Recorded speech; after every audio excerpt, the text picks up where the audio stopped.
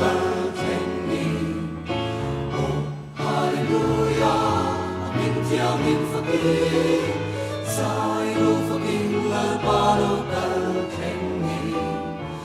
Oh, hallelujah, amin tiang min fakir.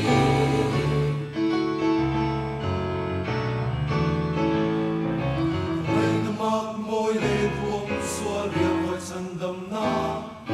xua là con nu mình dòng bố ta mình tiêu mình phá na su Isu Isu kama ngai che oh hallelujah mình thiang mình fakir sai ro fakir lal palo kal theng ni oh hallelujah mình thiang mình fakir sai ro fakir lal palo kal theng ni oh hallelujah min thiang min fakir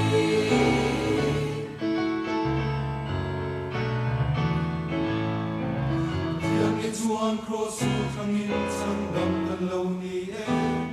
cross su mi tin ta dam na lui ke po mi tleng phai ta Isu Isu kama ngai che oh hallelujah min thiang min fakir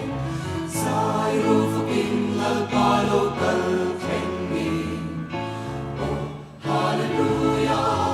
min thiang min fakir sai ro fakir lal palo kal